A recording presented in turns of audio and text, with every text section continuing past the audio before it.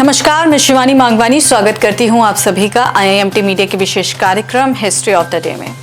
आज के दिन हुई थी हीलियम की खोज। 18 अगस्त 1868 को खगोल वैज्ञानिक पियरे जेन्सेन और नॉर्मन लाइकेर ने साथ मिलकर हीलियम की खोज की थी। दोनों वैज्ञानिकों ने सौर वर्णक्रम में एक ऐसी पीली रेखा देखी थी जो ना तो सोडियम की D1 व D2 लाइनों से मिलती थी और ना ही किसी अन्य ज्ञात पार्थिव तत्व से उसका मेल था।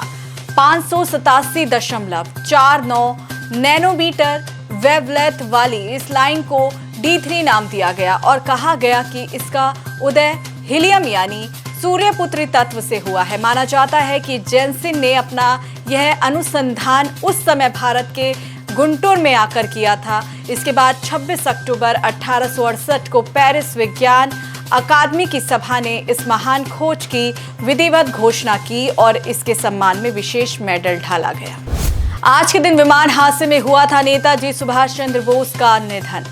18 अगस्त 1945 को विमान हादसे में नेताजी सुभाष चंद्र बोस की मृत्यु हुई थी।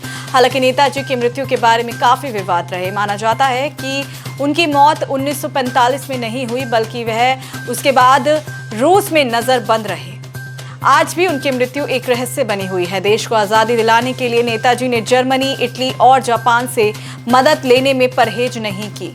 इसी क्रम में द्वितीय विश्व युद्ध के दौरान 1943 में उन्होंने ब्रिटेन के खिलाफ आजाद हिंद फौज का गठन किया। वह मानते थे कि अहिंसा के जरिए आजादी प्राप्त करने में बहुत समय लगेगा। 1938 में वह भारतीय राष्ट्रीय कांग्रेस के अध्यक्ष निर्वाचित हुए, लेकिन उनकी नीतियां गांधी जी की नीतियों से मेल नहीं खाती थी। इसीलिए 1939 में उन्होंने अध्यक्ष पद से इस्तीफा दे दिया था।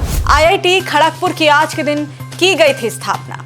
18 अगस्त 1951 को भारत सरकार ने IIT खड़गपुर की स्थापना की थी। देश के इंजीनियरिंग कॉलेजों में इसका नाम शीर्ष संस्थानों में शामिल है।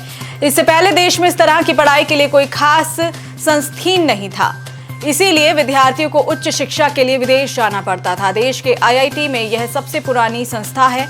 15 सितंबर 1956 को संसद ने Indian institute of technology Kharagpur अधिनियम पारित किया, जिसके बाद सरकार ने इसे आधिकारिक तौर पर राष्ट्रीय महत्व का संस्थान माना। आज यह एशिया की सबसे बड़ी साइंस और टेक्नोलॉजी लाइब्रेरी है, जिसमें 3.8 लाख दस्तावेज, 1250 प्रिंट जर्नल्स और 40,000 ई-बुक्स हैं। आज के दिन हुआ था विजय लक्ष्मी पंडित का जन्म। देश के पहले प्रधानमंत्री पंडित जवाहरलाल नेहरू की बहन विजय लक्ष्मी पंडित का जन्म 18 अगस्त 1900 को हुआ था। गांधी जी से प्रभावित होकर उन्होंने आजादी के आंदोलनों में भाग लेना आरंभ कर दिया था। वह हर आंदोलन में आगे रहती, जेल जाती, रिहा होती और फिर आंदोलन में जुट जाती। 1937 में वह संयुक्त प्रांत की प्रांतीय विधानसभा के लिए निर्वाचित हुई और स्वास्थ्य मंत्री नियुक्त की गई।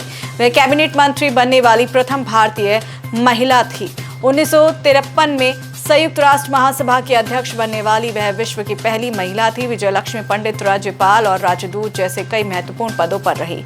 उन्होंने इंदिरा गांधी द्वारा लागू किए गए आपातकाल का विरोध किया था और जनता दल में शामिल हो गई थी।